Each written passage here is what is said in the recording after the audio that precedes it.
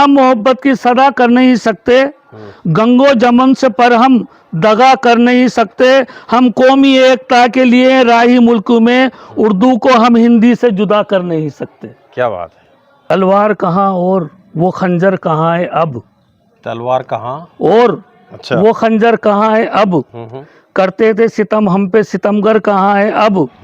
शोहरत पे तुम्हें नाज अगर आने लगे तो मिट्टी से पूछ लेना सिकंदर कहाँ है अब।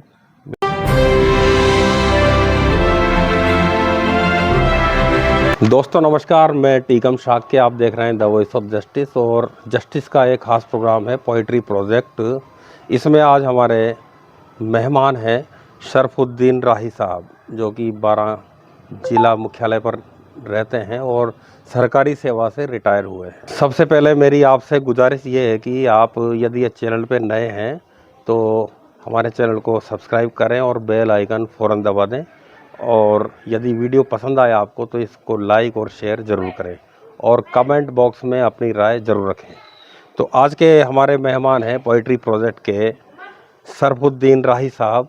आपका द वॉइस ऑफ जस्टिस पर स्वागत है। आदाब। सर, आप हमारे दर्शकों को ये बताएं कि आपने जो है ये शायरी का जो शौक़ है या शायरी कब से आप कर रहे हैं, कब से लिखना शुरू किया आपने और आपकी एजुकेशन कहाँ तक रही, ये ज़रा दर्शकों को बताएं आप। मैं शायरी 1985-86 से शुरू की थी मैंने शायरी जी। और मैं ज़्यादातर गज़ल लिखता हूँ और गज़ल का ही शायर हूँ जी। मैं। सरकारी सेवा मैंने किस पद पे थे, किस डिपार्टमेंट में थे मैं आप? टीचर था और किशनगंज पंचायत समिति में मेरी पूरी सर्विस पूरी होगी और मैं 5 दिसंबर 1995 से किशनगंज में सर्विस करता था। पहला पोस्टिंग मेरा ठूंगनी में था और पूरी सर्विस मेरी किशनगंज में ही समाप्त हुई। अच्छा, आपने अपनी गज़लों को किन किन मंचों पर सुनाया है और कहाँ कहाँ आप गए हैं, या हमारे दर्शकों को बताएं आप ज़रा। सबसे पहले तो मैंने 12 में ही जी इंटरनेशनल जो मुशायरा होता है उसमें अपनी 3-4 मरतबा में उसमें गया। इंटरनेशनल या नेशनल? नेशनल। अच्छा, नेशनल। हाँ, वो इंटरनेशनल लेवल के शायर आते हैं उसमें तो। अच्छा है ना। और फिर उसके बाद में मांगरोल है, उसमें भी मैंने एक कोटा दशहरे में भी मतलब मैंने 2 मरतबा पार्टिसिपेट किया है। अच्छा। और एक उज्जैन में भी मैंने अपने मुशायरे में शिरकत की है जी। एक माए हिंदुस्तान का प्रोग्राम था दिल्ली के अंदर, उसमें भी मैंने अच्छा प्रोग्राम दिया है। तो हमारे दर्शकों को आप कौन सी गज़ल सुनाना पसंद करेंगे, आप ये बताएं। मैं 4 मिसरे हाजिर करता हूँ राष्ट्रीय एकता के संदर्भ में। जी।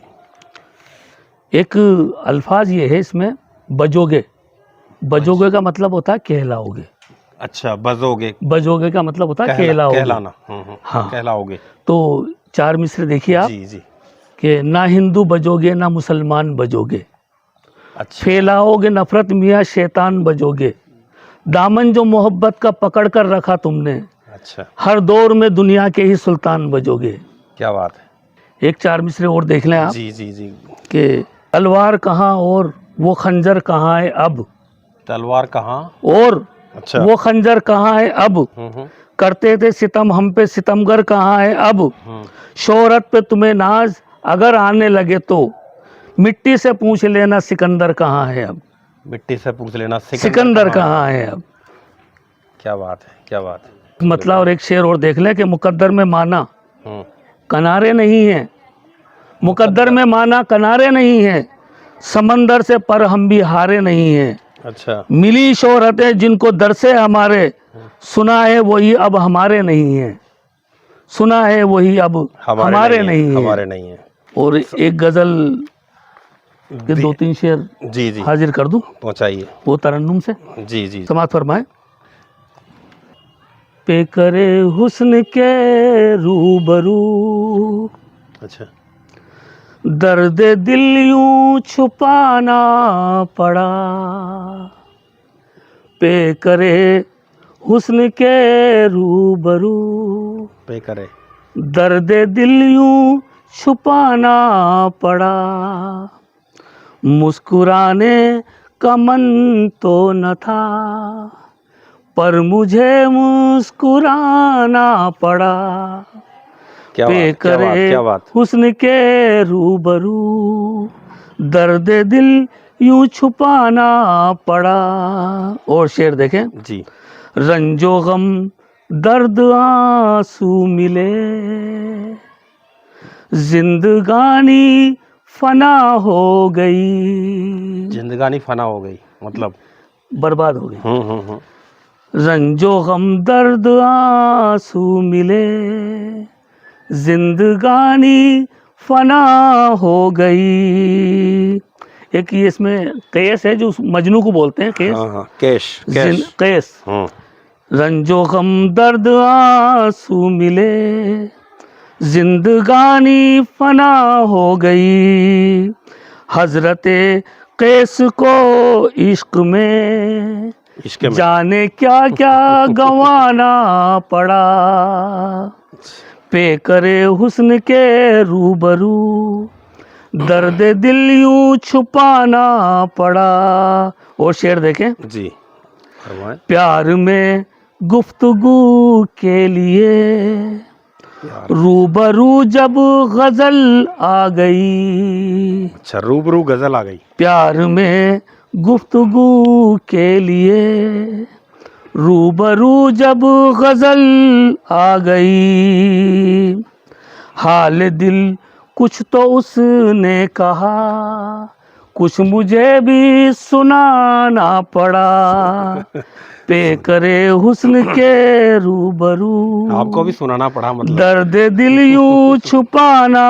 पड़ा। ये कैसी बात है? और देखें साहब शेर, जी लूट करके देखिए, ये आप देखें इस शेर को जी। और महसूस करें कि वो जो विजय माल्या और वगैरह जो भाग गए, मतलब हाँ हाँ हाँ, उसी को मद्देनजर रखते हुए मैंने ये शेर कहा है जी। कि लूट करके खजाने मियाँ, अच्छा, लोग जा बैठे परदेस में, अच्छा, लूट करके खजाने मियाँ, क्या बात, क्या बात।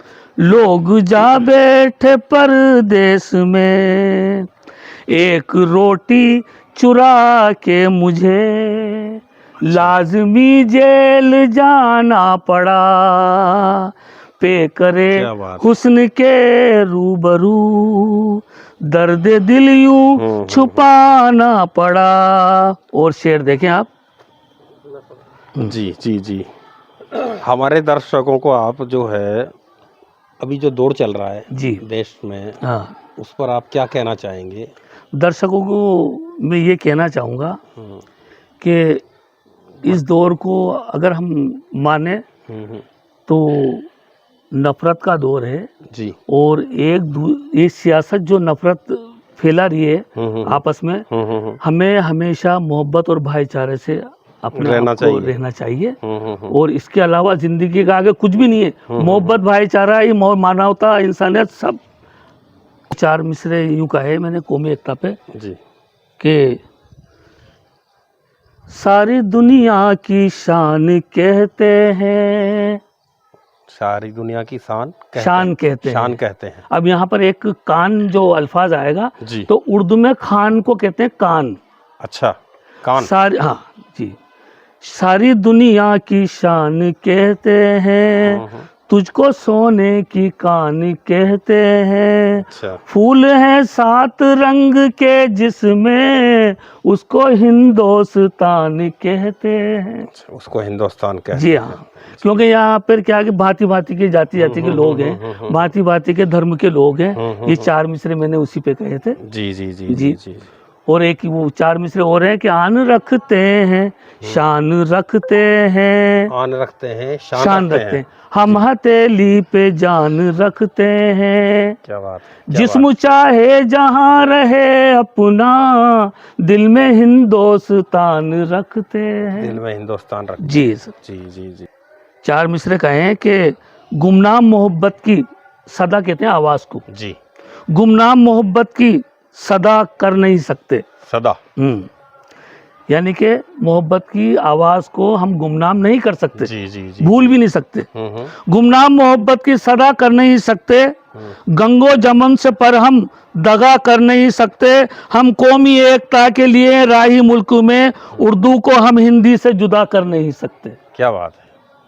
उर्दू और हिंदी जो है हाँ, एक ही साथ चलना चाहिए, एक ही चलना क्या चाहिए। एक दूसरे से के पर्याय है ये, हिंदी उर्दू। अगर हिंदी नहीं होगी तो उर्दू भी नहीं होगी, और उर्दू नहीं होगी तो हिंदी भी नहीं होगी। हम लोग जो गंगो जमनी तहजीब में जो उर्दू बोल रहे हैं या हिंदी बोल रहे हैं, ये मिक्स है। मतलब ना तो क्लिष्ट हिंदी है ना क्लिष्ट उर्दू है, ये दोनों को मिला के जो अल्फाज जो दोनों के मिले हैं, उससे जो निकल के सामने आई है गंगो जमनी तहजीब की उर्दू या गंगो जमनी तहजीब की हिंदी, इसी को हम अपनी भाषा में अपनी जबान में मतलब उसको काम में ले रहे हैं। होना है तो हो जाए या होना भी नहीं है। अच्छा, होना है तो मतला है गजल का। होना है तो हो जाए या होना भी नहीं है, कब मेरे वो हो जाए भरोसा भी नहीं है। अच्छा। कब मेरे वो हो जाए भरोसा भी नहीं है। बेवजह चांद छूने की जिद पे अड़े हैं लोग, बेवजह चांद छूने की जिद पे अड़े हैं लोग। धरती पे तो चलने का सलीका भी नहीं है। क्या बात, क्या बात है, क्या बात। धरती पे तो चलने का सलीका भी नहीं है। सब मुफलिसी ने छीन ली खुशियां हयात की, हयात माने जिंदगी। सब मुफलिसी ने छीन ली खुशियां हयात की, मेहनत का शायद फल मेरा मीठा भी नहीं है। मेहनत का शायद फल मेरा मीठा भी नहीं है। देता नहीं बयान मसाइल मुल्क पर। अच्छा। देता नहीं बयान मसाइल मुल्क पर, गूंगा नहीं वो आदमी बहरा भी नहीं है। क्या बात है। गूंगा नहीं वो आदमी बहरा भी नहीं है। बहरा भी नहीं, आज की सियासत पे है ये। गूंगा नहीं वो आदमी बहरा भी नहीं है। गम सहते हैं पर आंख में आंसू नहीं लाते। अच्छा। गम सहते हैं पर आंख में आंसू नहीं लाते, ये हौसला हर एक में मिलता भी नहीं है। क्या बात है। ये हौसला हर एक में मिलता भी नहीं है। और आखिरी शेर जी। कोहराम चारों ओर है शैतान के कत्ल का। अच्छा। कोहराम चारों ओर है शैतान के कत्ल का, इंसान के कत्ल का कहीं चर्चा भी नहीं है। क्या बात। इंसान के कत्ल का कहीं चर्चा भी नहीं है। होना है तो हो जाए या होना भी नहीं है, कब मेरे वो हो जाए भरोसा भी नहीं है। Thank you, thank you. ये थे हमारे साथ सरफुद्दीन राही साहब, आज की इस प्रोग्राम के हमारे मेहमान थे, और आगे हम इनसे फिर दोबारा मुलाकात करेंगे और ऐसे ही मेहमान के साथ नए एपिसोड में हम मिलेंगे आपसे। तब तक के लिए दीजिए मुझे इजाज़त। मैं टीकम शाक के। शुक्रिया साहब।